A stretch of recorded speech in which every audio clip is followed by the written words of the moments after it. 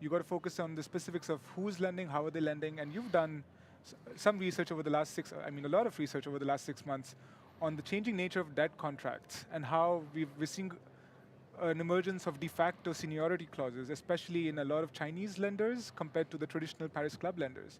What have been your conclusions so far? Yes, so I mean, to look at in specifically Chinese lending, I've been privileged enough to look at this amazing paper, How China Lends, that kind of showcases three main kind of what I've called de facto seniority clauses. So first of all, looking at, for instance, cash escrow accounts, which are quite systematically used by China when they lend, especially to infrastructure projects. Secondly, we've seen as well increased collateralization of projects financed by China. I think it's also what led during the period of 2018, 2019 to this discussion about whether China was conducting kind of a debt trap diplomacy. The conclusion I have in my paper is more nuanced and shows, I think, that those clauses were really driven by this will to have seniority rather than more kind of ulterior motives, as we discussed at this period. And one of the other clauses that's increasingly leveraged is cross-default, that basically enables China to demand immediate payment whenever another lender is being repaid late. And this has, of course, huge consequences for countries and gives China a lot of power. And the last one, interestingly, are those so-called no Paris Club clauses that basically exclude those debt contracts from the scope of negotiations in case of sovereign debt default from the Paris Club. And so, to come back to your question of how this impacts kind of the sovereign lending goal and how this affects the borrower countries in particular. It gives them, I mean, we were talking about fiscal space, it also kind of reduces the ability that they have to basically use their fiscal space for their own defined priorities. And because their fiscal space is already constrained, this means, and this is what we've discussed previously, that they are not able to address their urgent issues in terms of education and health. Did I answer all your questions? Yes, no, it does. I mean, the question that comes up naturally then is, why are the borrowing countries accepting these terms, or what are the dynamics there? So I think a first thing is that those countries sometimes do not have an alternative. And looking at exactly follow the same kind of logic of thinking, why are those countries accepting those clauses, to then think about what could be done to address those drivers. And so countries sometimes do not have alternatives, and China sometimes lends, I believe, and I've seen certain examples where China lends to projects where nobody else will lend. And so it's also why, but I think we can also discuss that later, I've mentioned how guarantees and increasing guarantees and making them more affordable could be a way to maybe provide those countries with alternatives. Then a second driver or explanation could be the lack of capacity, because those are very technical contracts. I'm sure Martin wouldn't have any issue looking at them, but sometimes senior officials that end up negotiating those contracts do not have the capacity. And so I believe training them, and training them also based on the finding we have about how sometimes China or other actors implement de facto seniority clauses, and the research we have on what the consequences of those de facto seniority clauses are is of paramount importance. And not only the ones negotiating, but also the ones that kind of serve as check and balances of the government. So for instance, supreme audit courts. I think that would be very efficient. And the last kind of drivers could also be sadly, kind of a misalignment between the public interest and the interest of the senior public officials negotiating the debt. And this is where I believe, training those auditors, can really make a difference to enable the action of Bretton Woods institutions to be really embedded in the country, to kind of respect its sovereignty while providing capacity training. No, that sounds like, I really want to dive into the structural kind of reforms and structural ways that the IMF and other institutions can try to address this as well, because You're already talking about how the training these officials can be really helpful. But Martin, on the lending side, every borrower wants to be more senior than the rest of the borrowers. In the case of a default, you want to be paid first. How does this change the lending landscape? Are you noticing any sort of escalation in lending terms? Is everybody trying to insert these kinds of seniority clauses, or are we not seeing that yet? Well, welcome to the Wild West of official lending clauses. No, look, I mean, historically, there was always a history of different standards and different lenders exerting different types of leverage. Yeah. And it took a long time in the last couple of decades for the Paris Club to get together and say, well, this doesn't make sense because we lenders compete among ourselves, and the creditors, the debtors, they suffer from different lending terms, and this makes debt restructuring where needed very difficult. And so in a way, everybody gets hurt because some of us get not repaid, and you guys don't grow enough. So is there a win-win? And so the Paris Club, in a way, formulated some principles, mostly about how to do debt restructuring, but also made a point of committing to giving the Bretton Woods institutions a seniority status compared to their bilateral official lending. It's important to realize that when you speak of the international financial institutions as being the most senior lenders, that this is actually an agreement within the Paris Club. This is not anywhere enshrined in any articles of agreement. Yeah.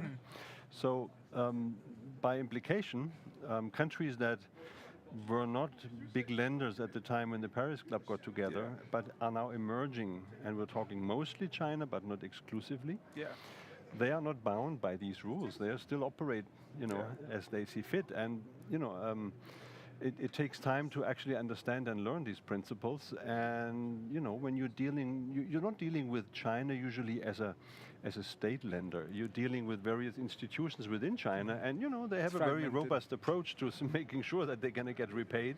And there we're talking about these clauses.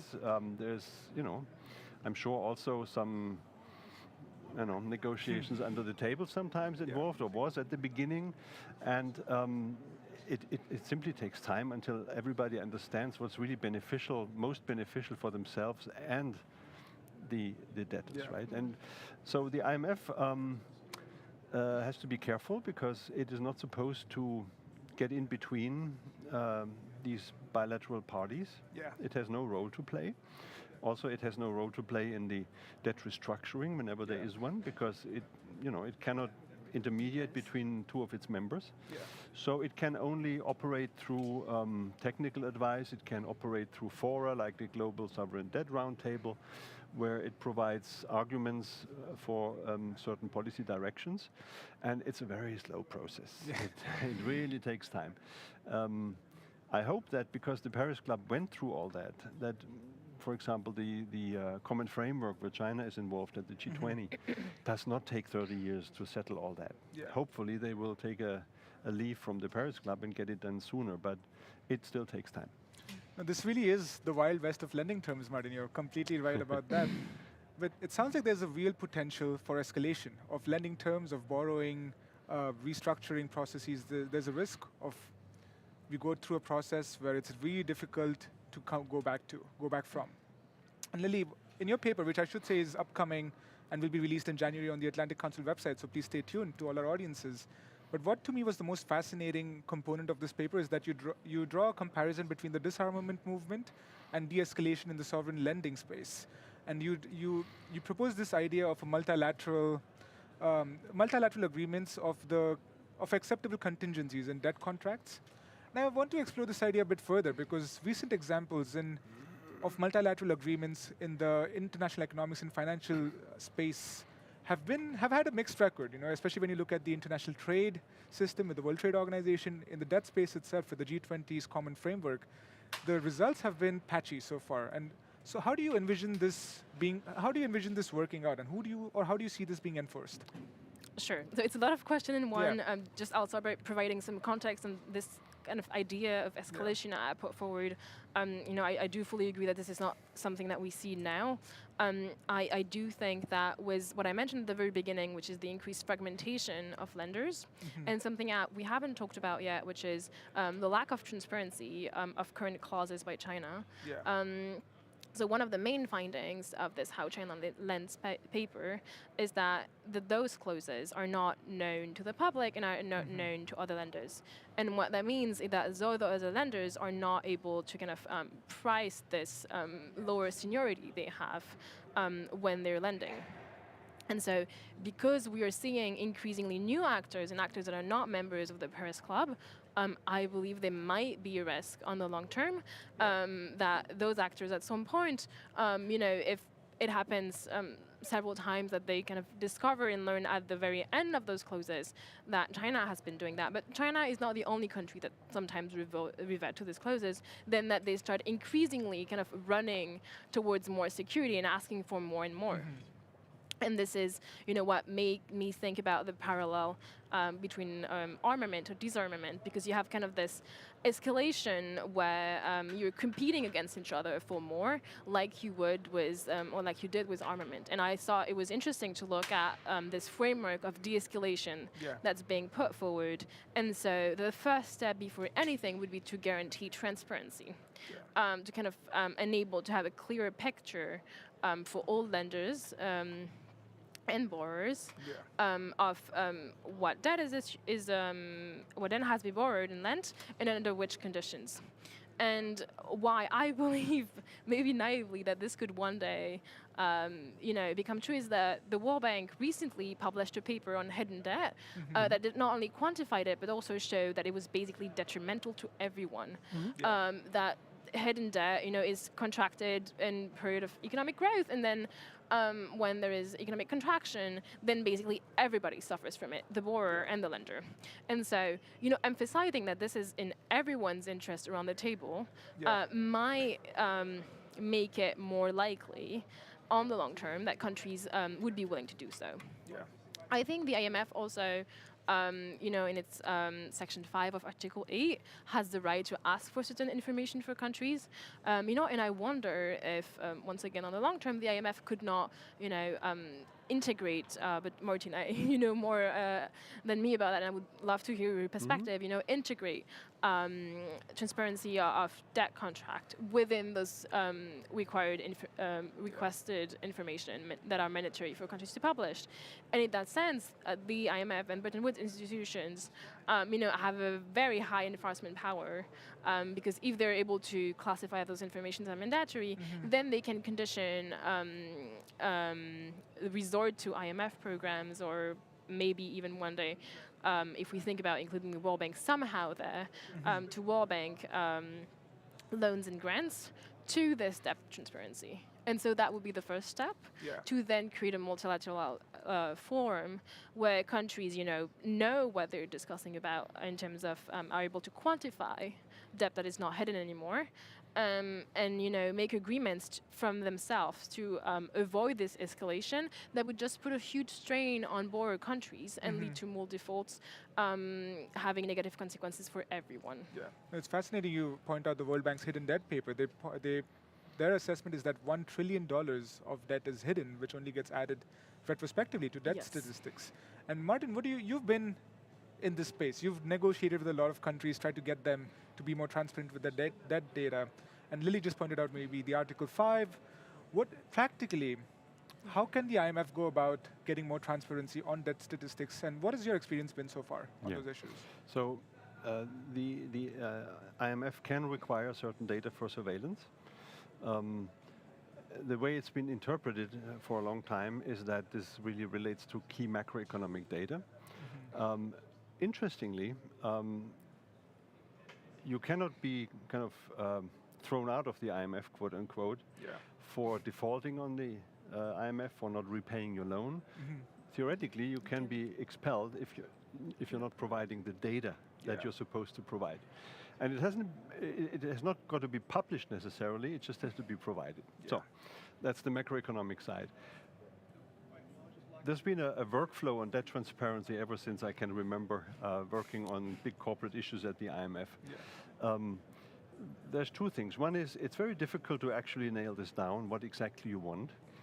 And B, once a rule applies to one country, it applies to all countries. And now when we're thinking about the US or large advanced economies providing all these kind of details about official loans and whatnot that would fall in such a category, you're talking about gazillions of data points. And apart from the fact that this is a big practical difficulty, it also kind of goes toward the interests of other members that also don't necessarily want to show everything that they negotiate. Yeah. So bottom line, I think, is that I don't see members agreeing on that anytime soon, because really the understanding has always been that we're talking about growth, balance of payments, reserves, etc., etc. So now on the transparency side, you said something very important, which is that in the end, everybody realizes that it's not in the best interests of both parties if you have some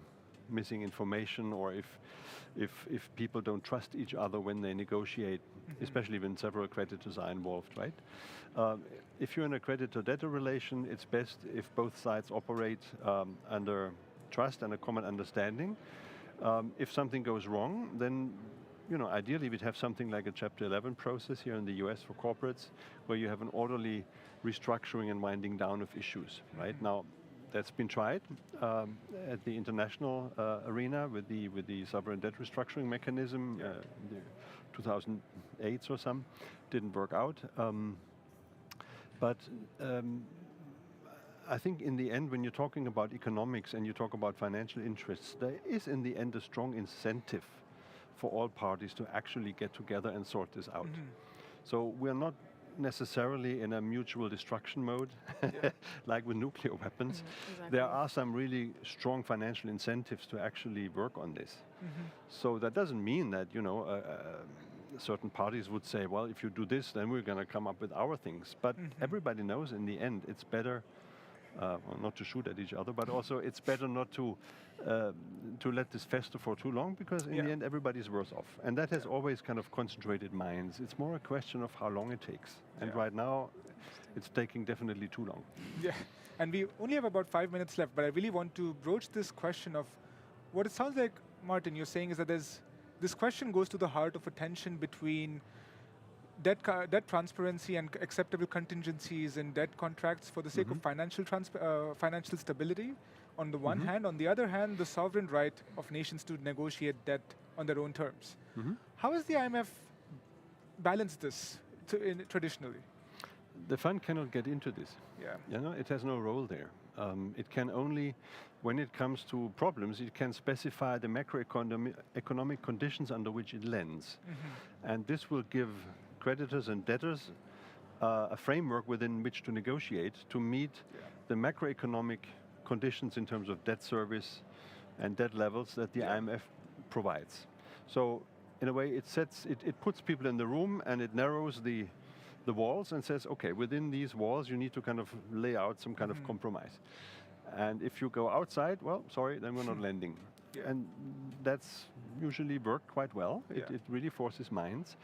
But in anything else, as I said earlier, the IMF only has an advisory role, a convening role, but it's really the participants that have to agree on the various elements.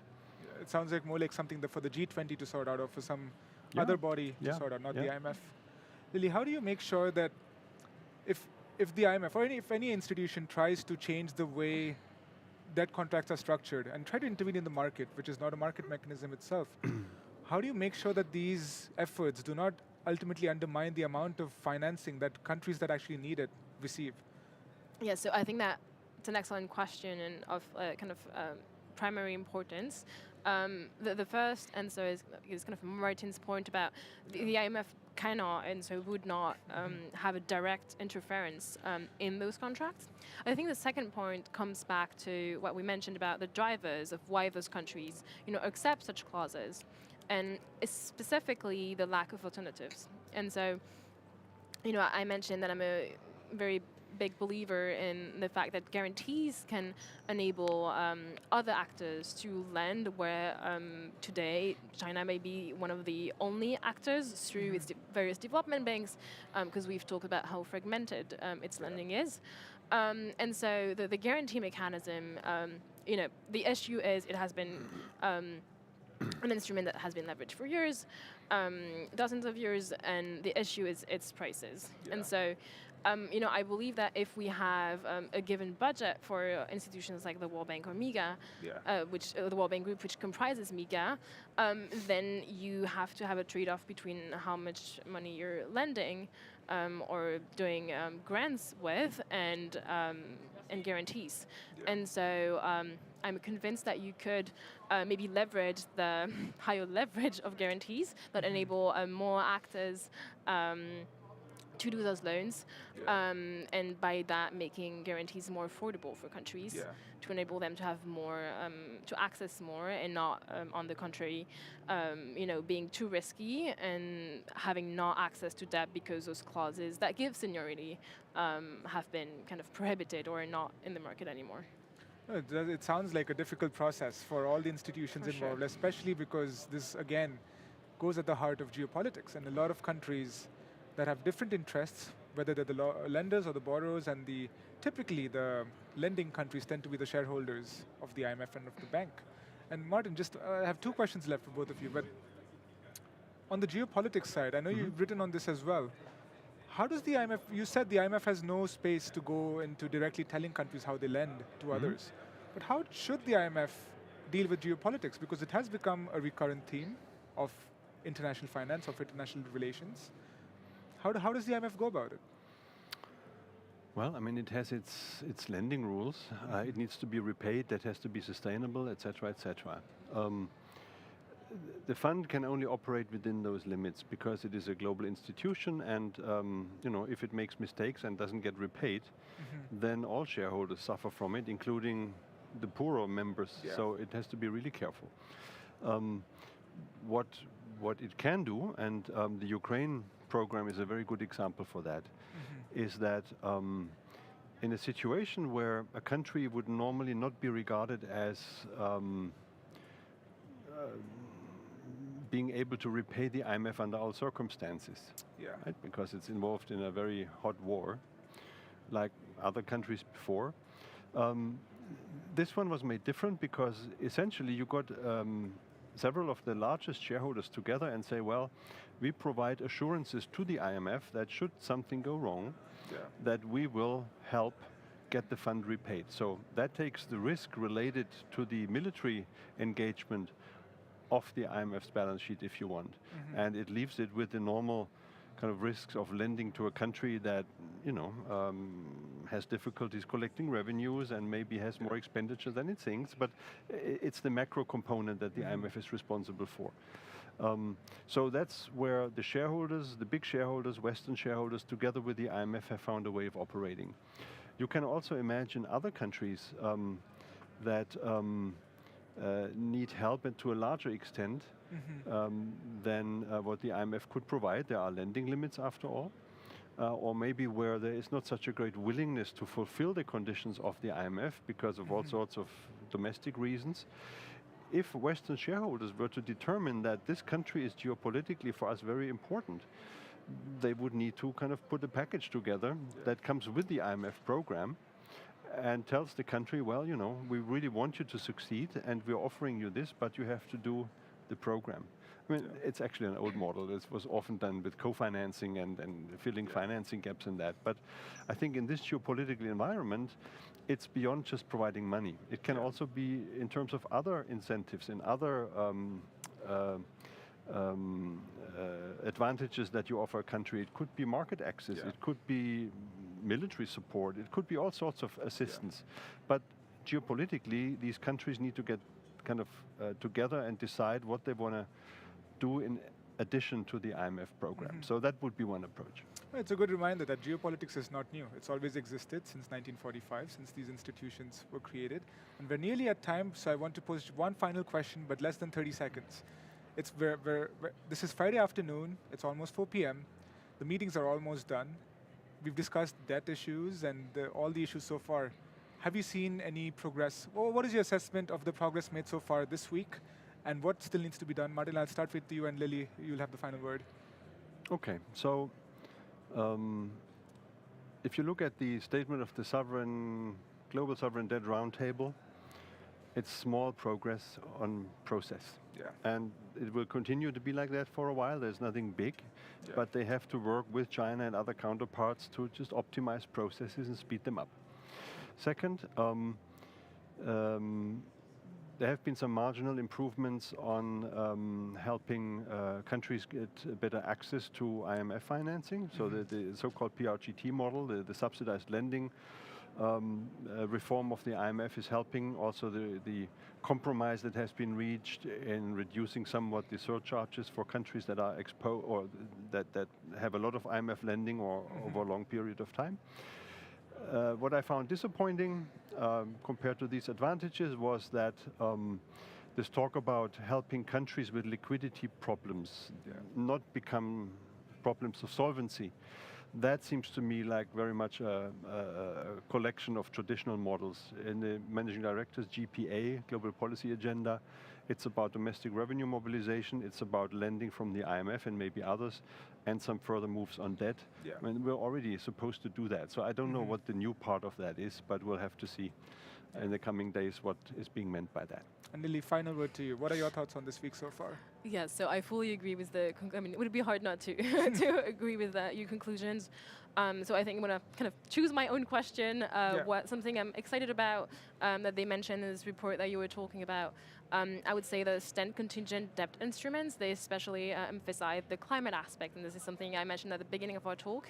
I think it will be at the heart of a macro issue that countries encounter, because what we see is that climate fragility leads to macro instability, and macro instability prevents country from taking mitigation and adaptation measures. Yeah. And so, you know, these instruments are definitely not new, have been used in Argentina in 2005, but I think that, you know, putting those instruments and reminding everyone at the table that we need to address the intersection of climate and debt vulnerability, including through state contingent debt instruments relying around climate and nature, to me, you know, is something that I looked at favorably. Yeah.